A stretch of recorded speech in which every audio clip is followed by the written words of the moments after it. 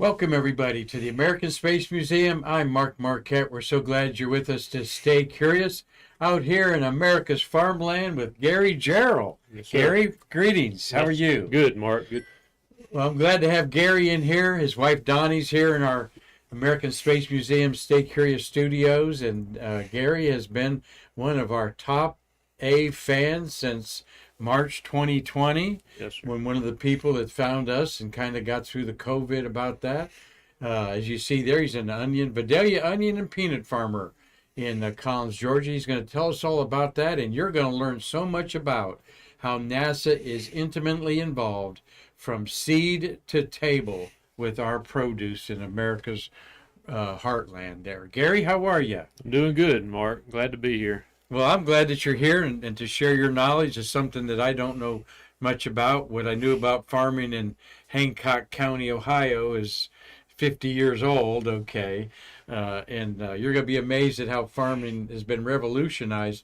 You think self-driving cars are a thing of the coming age. Well, John Deere and other companies have had self-driving farm machinery for a decade or more, Sure. correct? Yes, sir. They have. There. Yes. But tell us first about what you think of our museum here. This is a wonderful place. A lot of history here. Been coming to the Space Coast for many years, and this is a treasure in its own. The KSC Visitor Center is great, but y'all really have a home type museum here that's 10 to none. I mean, it's awesome. Well, thank you. Yes, I actually moved here in my retirement because it was such a space cave of an intimacy and so forth. And those of you watching us, stay curious. We are moving our broadcast to YouTube, but there is a link on Facebook. We're not sure if it comes up right away or how long it takes, but don't think you're getting your regular Facebook announcement. But we're moving to YouTube, and the link is on Facebook at least an hour after 4 o'clock. And if you can watch us at 4, fine. If you can't, all of our programs, over 400 episodes are on YouTube, and all of our 860 some episodes are on Facebook there. So we're still on Facebook. We're just moving everyone over to YouTube because with a great show like today with Gary, we're going to make maybe $2, Gary, of people watching those ads. But we're grateful for that, as you got to start somewhere. And all this social media stuff is hard to figure out what's the best thing to do. Myself and Marty Winkle, my co-producer for into our 4th year here, we're doing the best we can, and glad that you're enjoying a great program we're going to have like this one with Gary Jarriel. Marty, hello, how are you? Are you a smooth or chunky peanut butter fan? Without a doubt, chunky. Without a doubt, chunky. See, I'm smooth. How about you, Gary? Either way. Either way. That's a political answer there from a peanut farmer. There you go. If ever I heard one. Whatever sells. Yeah, you Whatever gotta- sells. That's right. Whatever sells. Tell us a little about that. Where'd you grow up? How'd you get involved in this business? How'd you meet your pretty wife? All that good stuff. Grew up in a small town called Collins, Georgia, which is about 5 hours north of here. My family farmed was tobacco, soybeans, corn, peanuts. And as I got older, I kind of started working on the farm afternoons after school and during the summer. Mm-hmm. And I went to forestry school when I got out of high school, and I met my wife, Donnie, and worked for a timber company for 10 years, Rayonier. Oh, is that right? Timber company. That's So hard work. we Sounds grew like to me. we grew 26 million bare root pine seedlings a year to plant on company land and private land. And the company relocated, and I went back to the farm in 2013. So I farmed all my life with a 10-year break and went back to it, and we've been happy ever since. Well, where's this love of the land come from in your genetic makeup there? From my father. He is the green thumb. I mean, he farms vegetables. He used to grow pine seedlings like I did. Mm-hmm.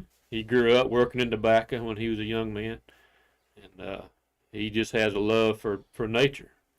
Oh boy, I remember them tobacco farms up in Virginia and Tennessee where I lived for 35 years. Oh my God. When I first moved there, they said, you got to get you a tobacco patch. And I go, what? And they go, every high school kid, and I wasn't in high school, but every high school, everyone had a tobacco patch because the Sure. government gave you a little bit of money for growing that stuff. Sure did. Now, the people that made their money off tobacco, they don't want people to know they made their money off tobacco, type of thing. But Yes, sir. tobacco was a hell of a crop back in the day, for sure. It was. Beautiful crop, actually, to watch it grow and mature. I think it's a beautiful plant. It is. There's still some being grown around in larger acres than what used to be grown. Just what you said, Mark, years ago, the government allotted a farmer so many acres, and you were guaranteed so much a pound off your tobacco. If you had 8 acres, you might have been allotted 2,000 pounds an acre, and you were guaranteed to make a profit off of that 8 acres. When the buyout came along in the late, 98, 99, that forced the small grower out. They wanted large people to grow a large number of acres. So the small man took the buyout and he stepped aside. Mm-hmm. So now you're not obligated to get paid like you were 30 years ago. So either you make a good crop and sell it, or you make a poor crop and they won't buy it from you, and then you're stuck to dispose of it. Yeah. So pigs won't eat that stuff. you put in what you get out. If you do a good job, it pays for itself and you make a profit. Just like the Vidalias and the peanut crop that we grow.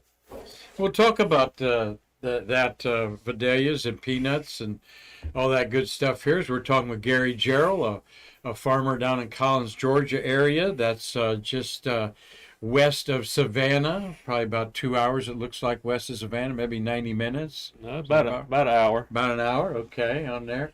Before we get chugging along here with Gary, we do want to mention that our friend Ozzy Osband, who brought the 321 area code here, passed away over the weekend. The outpouring of love for him has just been immense. Our post on Facebook has been shared over 80 times. You want to read some heartfelt comments from people there. An intelligent man, quite a character. Anything electronic Ozzy was involved with. There was a post where someone said they remember him going to the Radio Shack, Marty, with a Tandy computer strapped to his front and a backpack, power pack with an antenna on the back to pick up a receiver, walking around. I could see him being a regular there at Radio Shacks, which are not in existence anymore. But the man behind the 321 area code, and he's also our rocket hobo out there to Space Camp, Space View Park. There's the patch that he had made that he'd sell you for $5. I've given 4 or 5 of those to some astronauts and said, this is what you are now. So I'm going to miss that and want to, hopefully we can buy more of those. And we are going to have a memorial to Ozzy. We'll have a memorial at an announced date. We're going to, not sure when we're going to do that, but he does have a brother that's involved in his estate and so forth. So we're glad of that his possessions and so forth. He was a bachelor man, lived alone here in the Titusville area.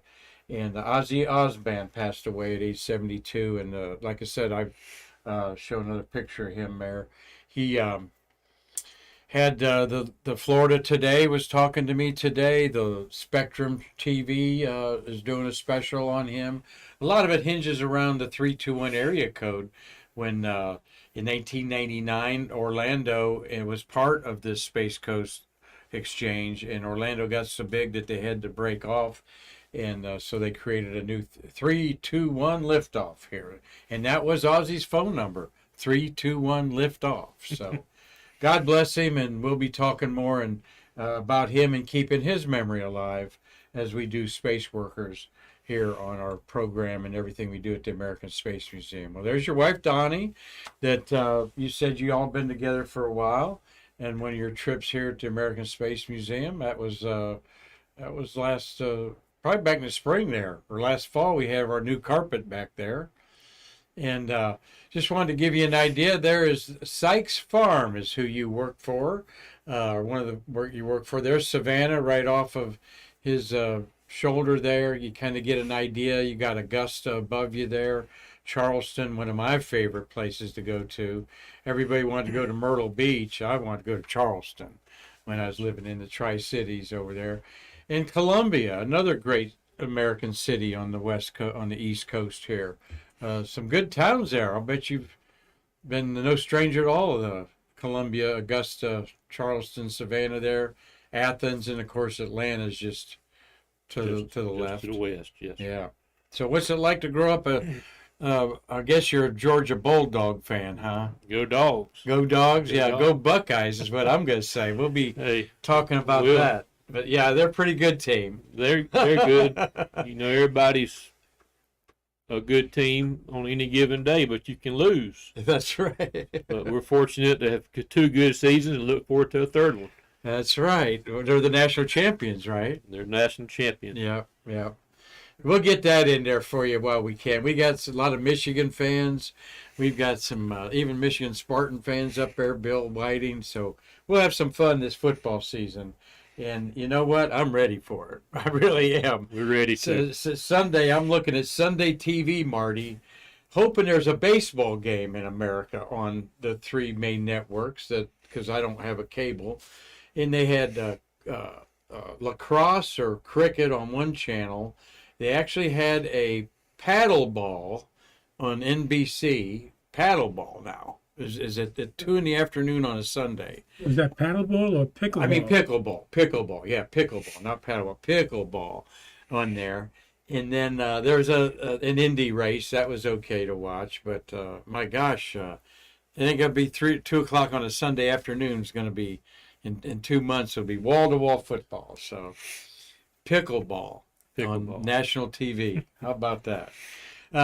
There, one other picture of your family shot there. You and your wife looking pretty young there, both of you. What's your dog's name there? That's Roscoe. Roscoe. Yes. I'm sure a good one. What do you like to hunt? Deer, ducks, quail, turkey. I love venison.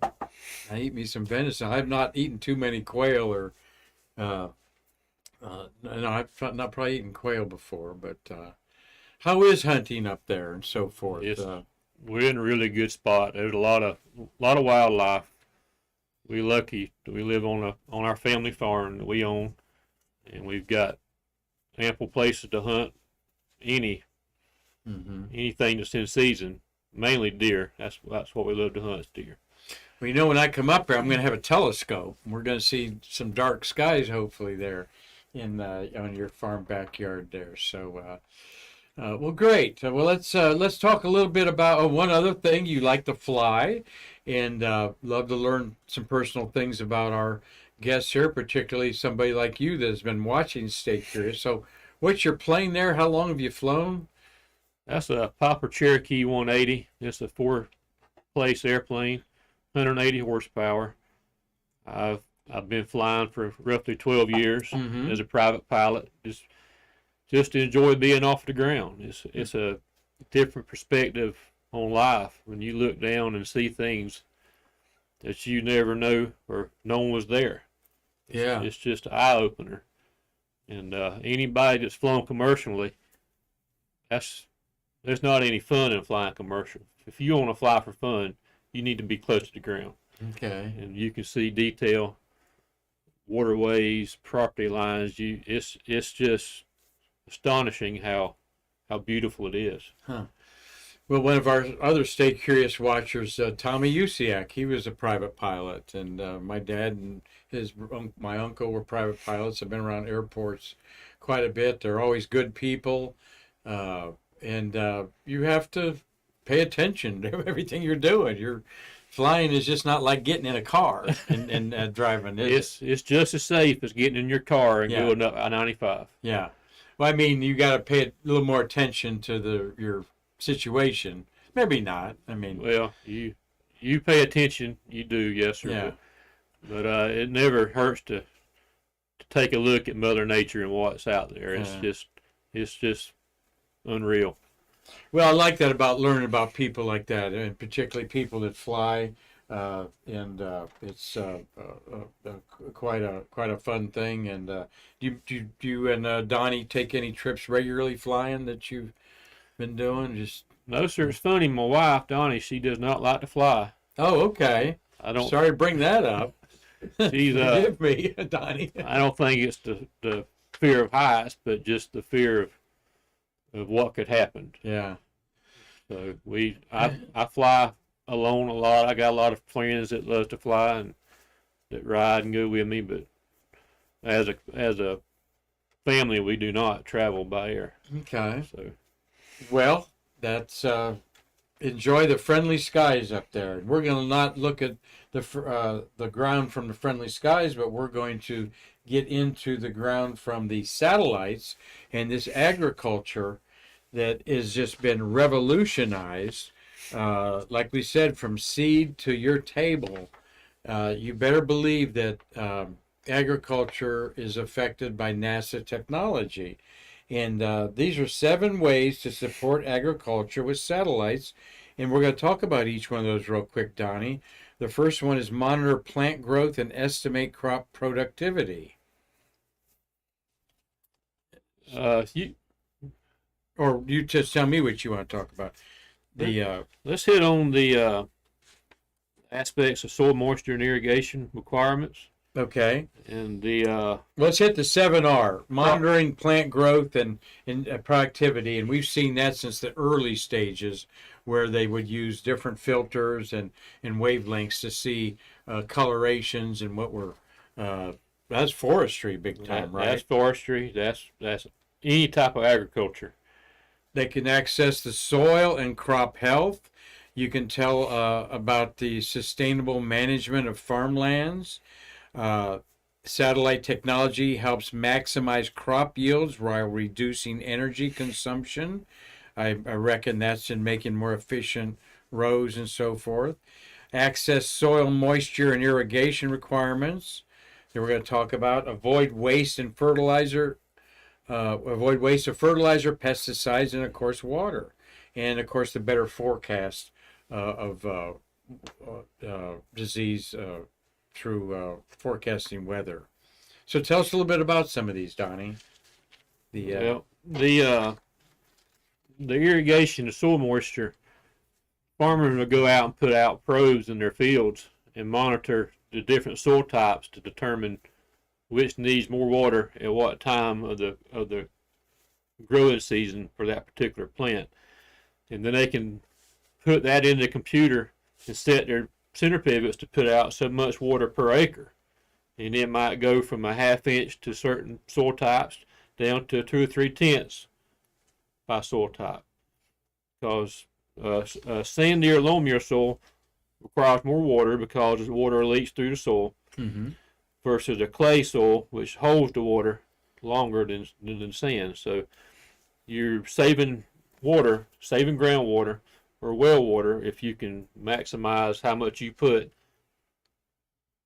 per different soil type. Mm-hmm.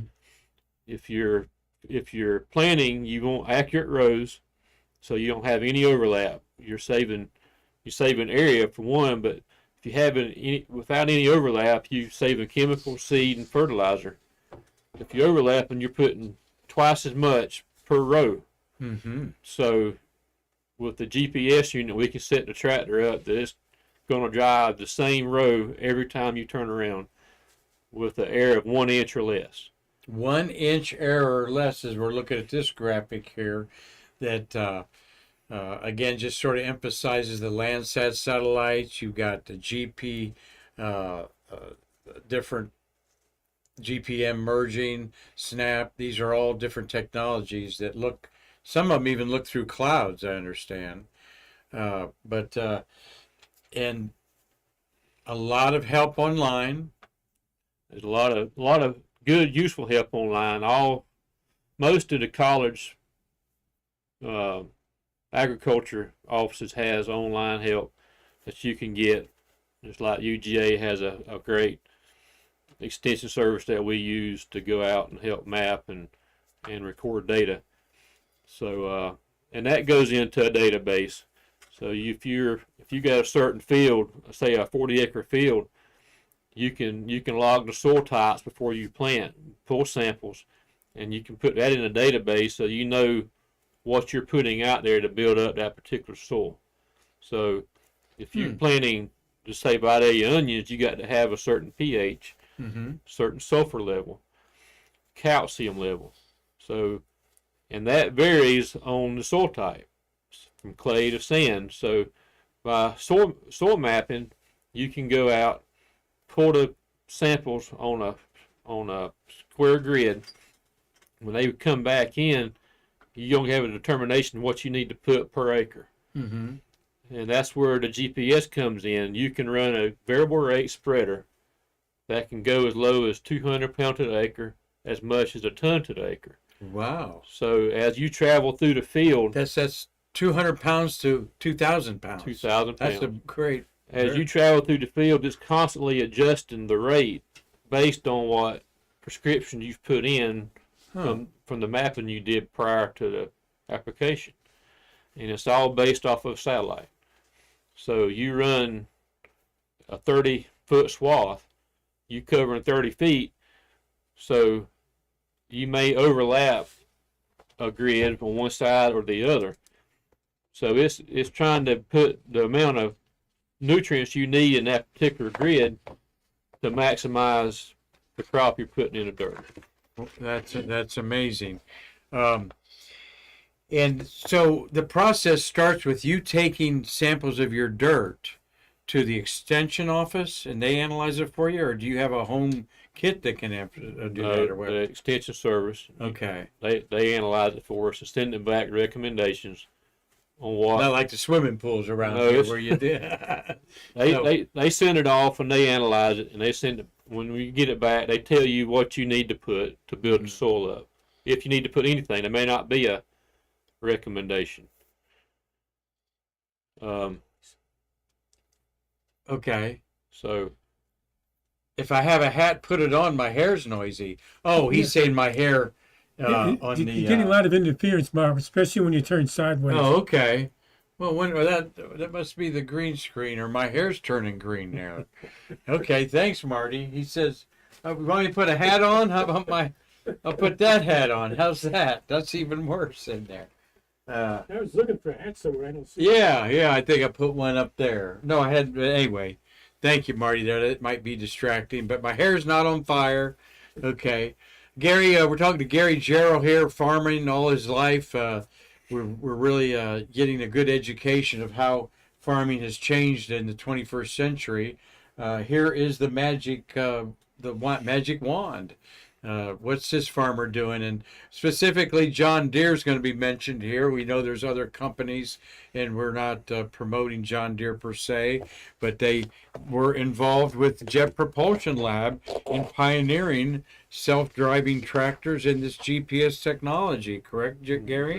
that's correct. John Deere and the Jet Propulsion Laboratory partnered up, I would say 10 or 15 years ago, to develop the technology we use today. Mm-hmm. Yeah, 1990s. It's the technology is actually the same that you would use in a car handheld GPS to navigate from one town to the other. But the John Deere system that we run on our equipment, the accuracy is within 1 inch. 1 inch of accuracy, my God! Now, is this a portable unit? Could you trade that from different? It is portable. The gentleman that's putting the dome on top of the tractor, that's a Starfire 3000 GPS antenna. It's interchangeable between any John Deere equipment. And there's a console inside the cab with a computer screen, touch screen, that you pull up information to determine which field you're using. There that is. So just like in your car, it goes off of a handful of satellites to get the exact accuracy. You're talking 1 inch accuracy. Wow, that's something else. Now here's inside the cab of your one of your vehicles there. That's the screen in the cab. It shows on the very top, it shows a bar with a 0 in the middle of it. That's shows how accurate you are. If you get off of that center line, it will show you in inches how far off you need to correct to get back on center. But with it engaged, the tractor drives itself. You have no inputs in as far as the operator. So when you start that day or for that particular field, you're going to pick the field out, and if it's a AB line or AB curve, you choose whichever line you're running off of. If it's an AB line, when you start, you take a point at the first of the field, and when you drive your row to the other end, you take a second point. And when you enter that, it connects the dot. It's just like a crossword puzzle, per se. Dot to dots. Dot to dots. So it'll hold that line consistently through space. If you didn't stop it at the end of the field, it would drive continuously till it stopped itself. My God. So look at this. You've got data there. You've got your longitude and latitude, about 32 degrees latitude. Longitude's 82. You got a roll angle, a pitch angle. Wait a minute. This isn't the lunar rover we're looking at here, is it, Marty? The control panel on that. Accuracy, 100%. I see that. GPS signal, good strong signal. Interesting there. Now into the position mode, is that some sort of code that you key into the computer, 3D RTK? That's just a John Deere code that they use. That's the most accurate source that they can give you. Mm-hmm. You can get as much as you want to pay for, Mark. If you want sub-inch accuracy, which is RTK, which is what we run, it's going to cost more than regular Starfire. Okay. So, but it's all what you want to get out of it. Sure. If you're planning laying off rows, you want as close to being center as possible, so you won't inch or less. Because if you're greater than an inch, you're narrowing up the field or the rows next to you. So you're not an inch. You're not folks, being that they're planting Vidalia onions and peanut crops in there. There's another screen to show you what you're looking at in your cab. get tracked. Those are all the satellites there on the left, or what is it? That's all the satellites it's tracking. It's showing 21, I believe. My. You've got to have at least 8, but 16 to have an accurate reading on your GPS to be within sub-inch accuracy. Now, I wonder how many of you people thought that this was going on in our machinery around the world now. An estimate here is that this is 5 years ago, that it says a third of the crop acreage in North America was using self-guidance technology. That's probably up by now. Half of the farmland in Europe and South America uses self-guidance systems, and 90% in Australia. And John Deere's been one of the pioneers of it, licensed since 2015. Because of the Jet Propulsion Lab, using this technology on the rovers on Mars. That is exactly what's going on here, right? It is. Yes, sir. Yeah. Now let's look at the next picture there. So how about the, not just with the rows being so accurate and getting the maximum acreage, but how about the yield?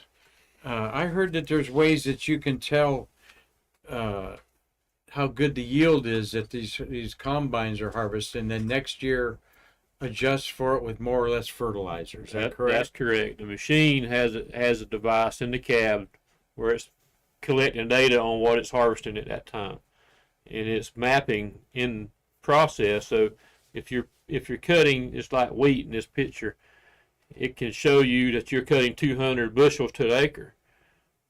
So as you go through the field, the rate's going to change versus the soil type. It goes back to the beginning.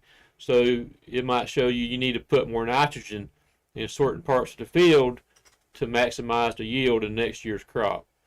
So it's very accurate in row crop and wheat harvest.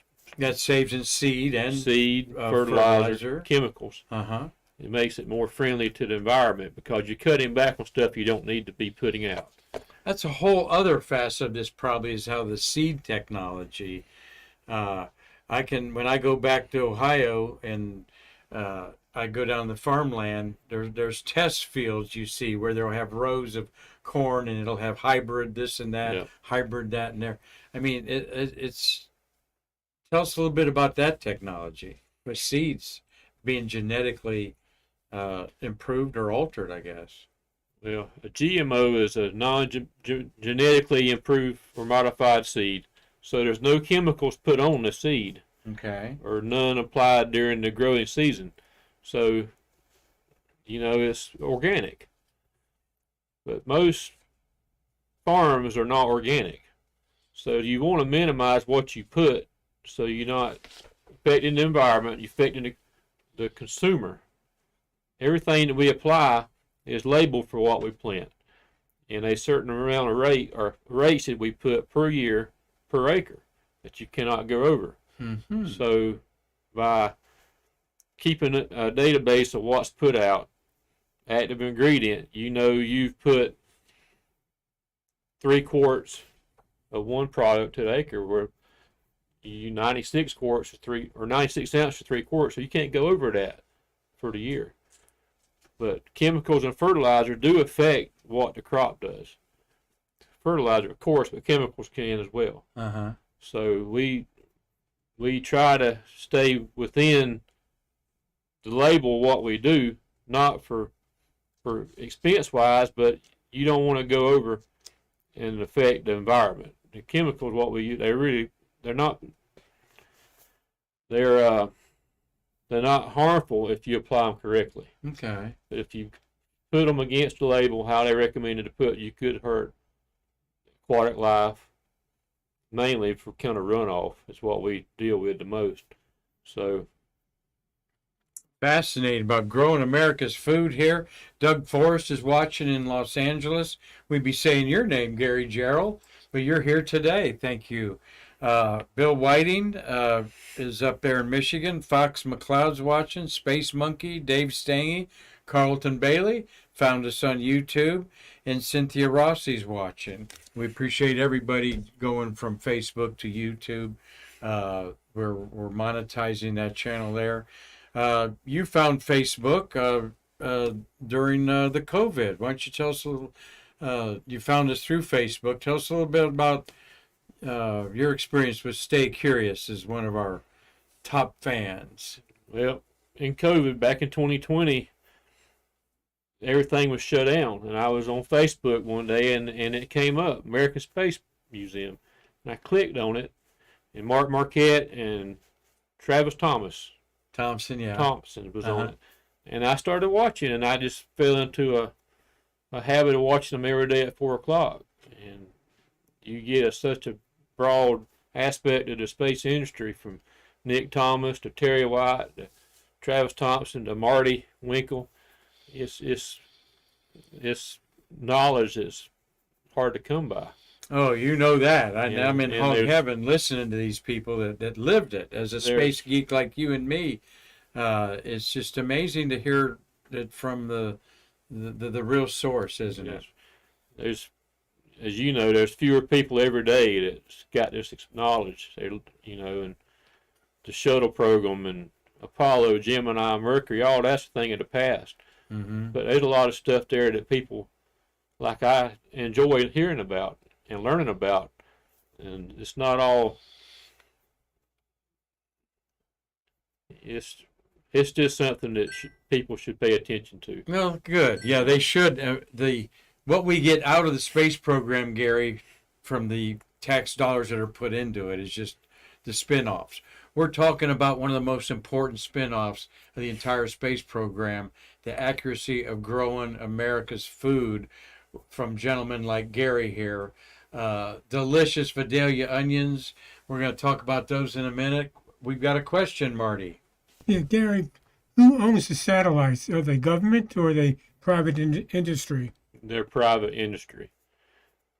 Probably in early days of the GPS stuff, it was government owned, and since the newer stuff's come online, it's private industry versus government or DoD satellites. Do you have to subscribe to it? You have to pay a subscription every year to be able to use the John Deere GPS system. Okay, Gary, on one of the images, we saw 21 satellites. Is each satellite doing a different thing, and you have to subscribe to each one of these satellites? Or is it like one flat rate for several satellites? There's one flat rate for the year. All the satellites are doing the same thing. You're just trying to triangulate your location based off of those satellites. Mm-hmm. That makes sense. Well, part of that, well, I mean, we're all used to subscription fees and stuff like that. I hope it's reasonable. Without, I mean, is it? Is it like, is it $1,000 or a couple $100? It's to purchase the unit now. If you bought it new for your equipment, Mark, it's about $23,000 to $24,000 to start. Yeah, but it's a subscription rate every year is like $2,000 a unit. wow. So we've got 5 of them. It's $10,000 a year to keep our equipment running off of a John Deere system. That's overhead right on the top Yes, of that everything. comes off right on the top where Yeah, you ever put a seed in dirt. That's a lot of onions. That's a lot of onions, and that's a lot of friendly bankers out there dealing with our wonderful farmers out there. Tell us a little bit about the. Well, let's look at this, and then we'll get the emerging technologies. You know, till I saw that picture, I didn't think about drones doing pesticides or things like that. Whatever that drone's doing, is it kind of hard to keep up with? Stuff's just new stuff coming at you all the time. It is. I do not have any experience with a drone application, but I do know some guys that have. It's good in places where you cannot get a fixed wing aircraft or a rotor aircraft in to spray, or around communities where you don't want to be applying pesticides around a small town where you could get drift over on the people's houses. So they take drones and they set up and they go out and spray the field in grids, so they are more accurate with a drone versus a fixed wing. But they can get right on top of the crop, so you're not having all the excess spray coming off the machine. Okay. That's not direct to where it needs to be. Right. So I don't know how big the technology is as far as the whole scheme of agricultural spraying. I think we're in the early stages of it, but I think it's going to be something to come. The drone technology, 3D printing, memory, just going leaps and bounds. Here's these aren't to go to the moon or Mars. These are some test equipment to gauge with infrared and other types of lighting systems the health or sickness of a certain crop out there. So there's all kinds of ways that people are trying to apply the NASA technology that we've used to explore our solar system to better understand things on Earth. Sure. In there. Tell us a little bit about the farming. I mean, as a reporter back in my day in Findlay, Ohio, I remember those hog futures and we reported those, the soybeans. That was on the front page, what everything was going for. I mean, those of you that have not lived in a farming community, it's a beautiful thing, I believe. It's kind of a different lifestyle in a way, where weather and the price of everything at the granaries and so forth, stockyards, are dictating whether you're going to sell or hold or whatever at the time. So tell us a little bit about the Vidalia crop. How many, people know Vidalia onions, but there's only certain areas they can be grown, correct? That's correct. There's 16 counties in South Georgia that you can legally grow a Vidalia onion. Anything outside of that area are grown are Georgia sweets. So you've got to register with the Department of Agriculture and get a number that says you're legal to grow that product. We grow our seed beds in the fall of the year. We'll start in September and grow seed to plant 500 acres. And we'll plant in September. We'll pull the transplants in November, December, and replant them into the field for production. The growing season is from November until April 1st. We'll start our onion harvest in April, and it normally runs through the middle part of May.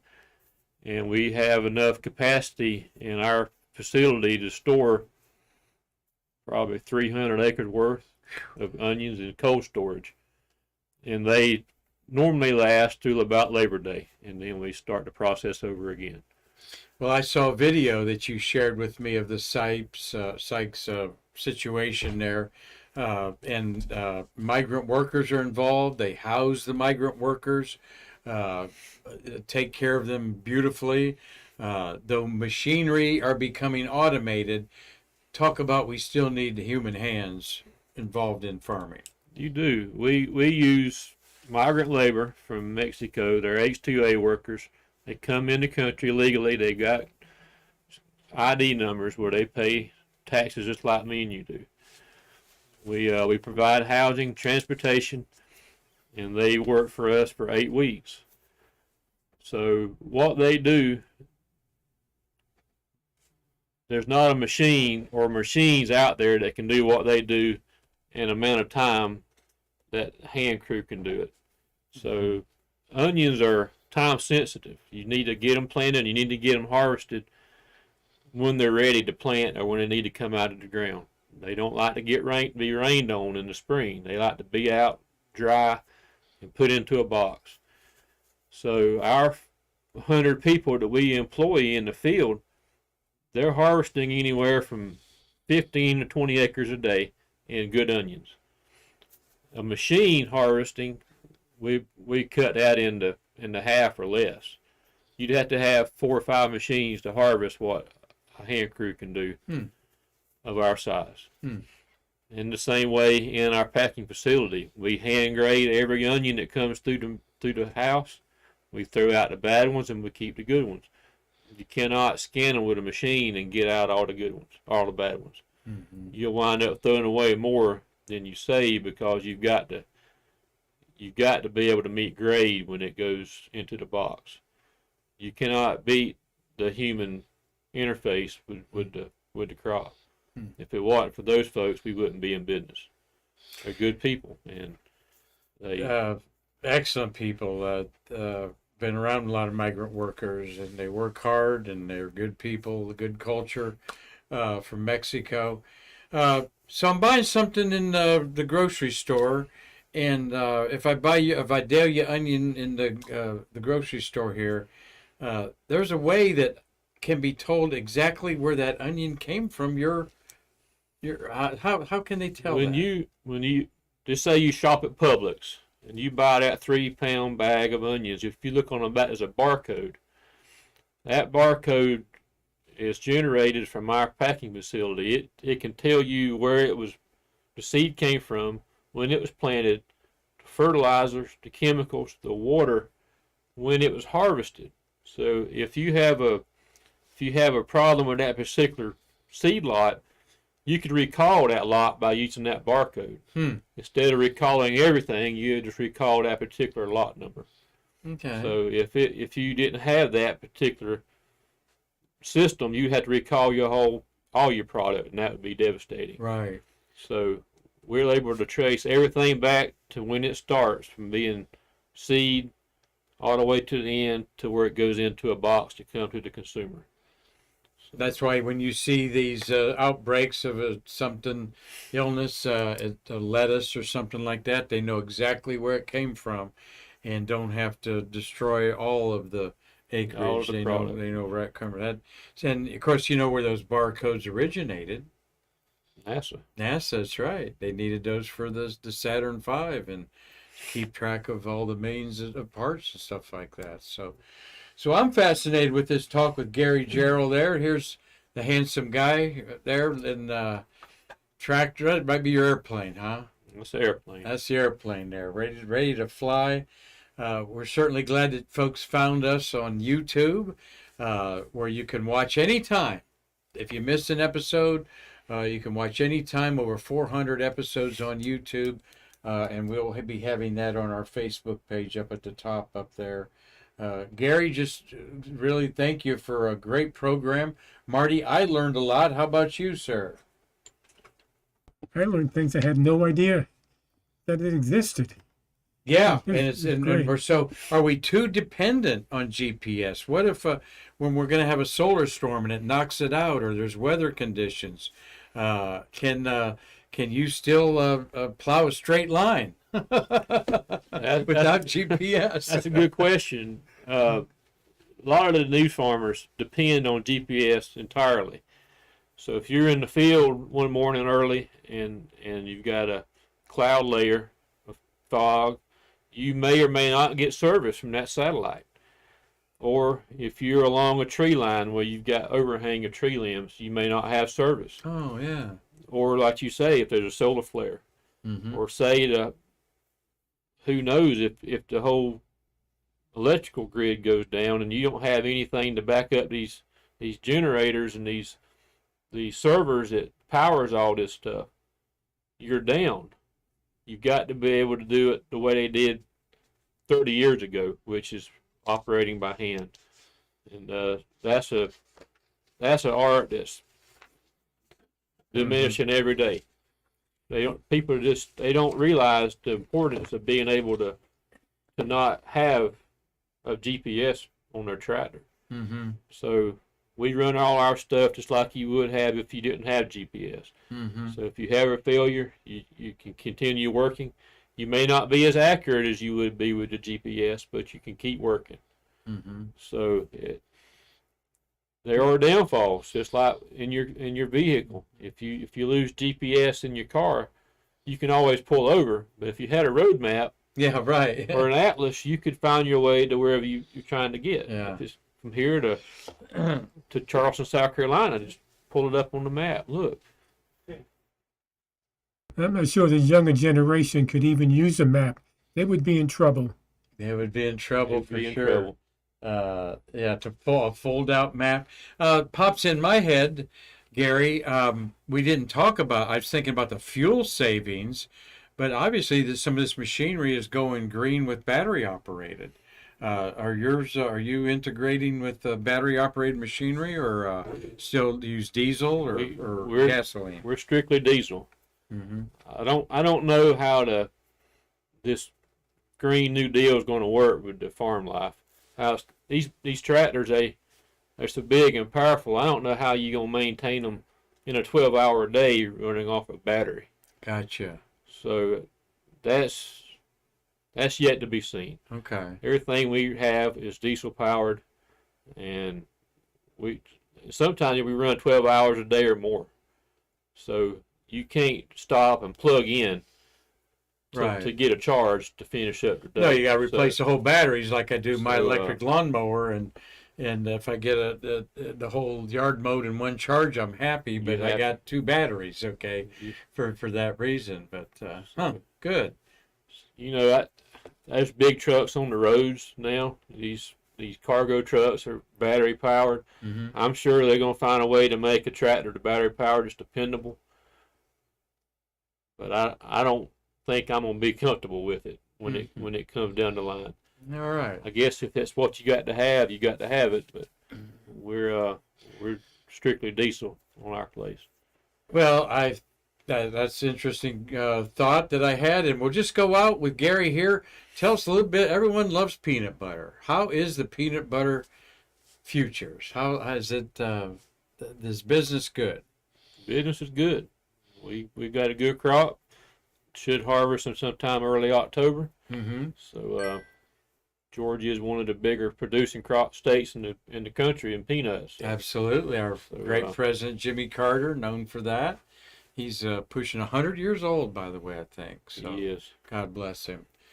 Well, Gary, is there anything that you want our Stay Curious watchers to know about you, your wife Donnie, or your your whole farming situation there. I've really enjoyed this. If you're down in Central Florida, you need to come by Titusville to the American Space Museum. It's worth the trip. There's a lot of history here, and it needs to be explored by young people. It surely does. Our dream is that, like Civil War artifacts that are 160 years old, people in 100 years are going to be looking at our artifacts. Many of our things here are 60 years old or more. So, Yes. Gary, I can't thank you enough. Our friendship is Thank you. growing. Guys got a handshake there, folks. At least, easy on there.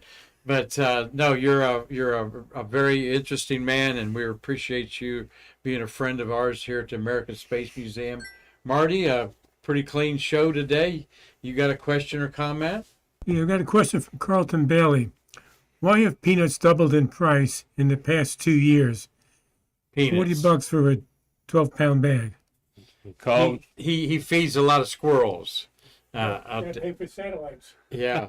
Yeah. because the price of seed and fertilizer and chemicals went up.